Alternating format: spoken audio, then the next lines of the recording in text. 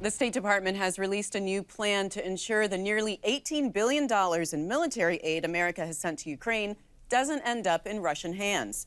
Elias Yousif is a research analyst with the Stimson Center's Conventional Defense Program. Elias, welcome to the program. Thank you for having me. Does the U.S. not have a way to track American weapons that are either sold or donated to foreign countries? Well, the United States does have a conventional program for tracking arms once they've been delivered to a foreign country. It's known as end-use monitoring, and it's meant to ensure that weapons are appropriately inventoried, stockpiled, and accounted for.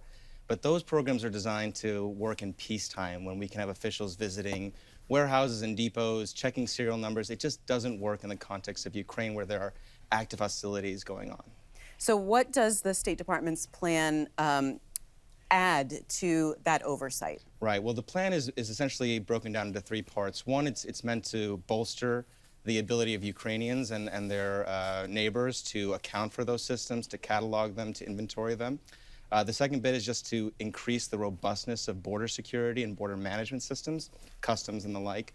And then the final bit is to enhance the ability of Ukrainian and neighboring law enforcement to detect, track, understand, and interdict potential illicit weapons flows. So is there any evidence that illegal weapons diversion has already happened in Ukraine? For the most part, no. I think the assessment generally is that the intensity of the fighting and the demands of the front lines have kept most of those weapons in service, and there just isn't the incentive structure yet to see those weapons diverted. Now, that said, as the conflict changes, that dynamic may also change. You know, there aren't any American troops, obviously, on the ground in Ukraine. How could we really know for sure what's happening with those weapons? Well, the answer is it's very difficult. At some stage, the hope would be that you have some officials who are able to actually inventory, catalog, do those serial number checks. But for the short term, we really are depending on the Ukrainians and their commitment to keep these weapons in the right hands.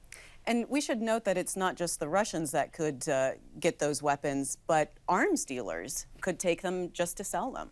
Yeah, absolutely. We are certainly concerned that these arms, given the scale and scope of the transfers, as you said, nearly $18 billion, even a little bit of leakage into the black market can be a really enduring security threat for the region and beyond. And hasn't that happened in other conflicts?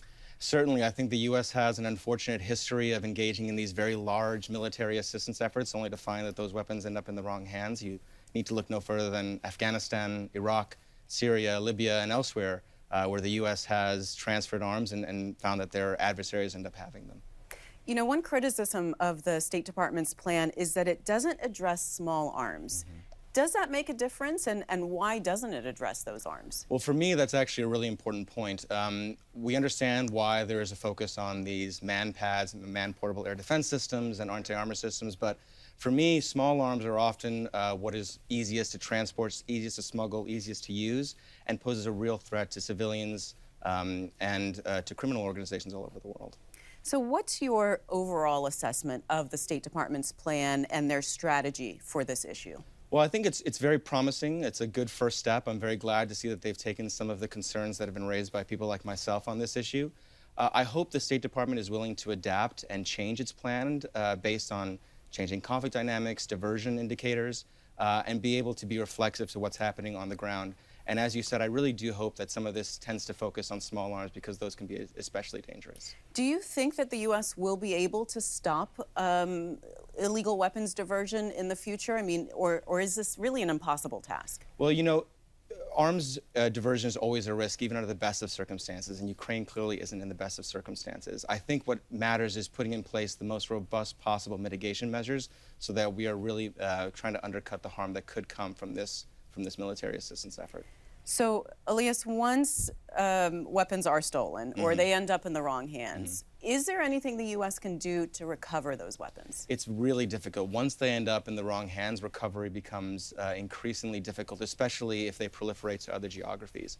And so the important steps should be taken ahead of time before those weapons reach the black market, including end-use monitoring and interdiction measures. And, you know, we've been talking about securing American weapons, but what about weapons that are delivered by our allies? Do they have those safeguards in place to monitor their weapons? Because we certainly don't want them getting into the wrong hands either. Absolutely. The EU in particular is working on a plan that's meant to be similar or akin to the one that the United States has produced.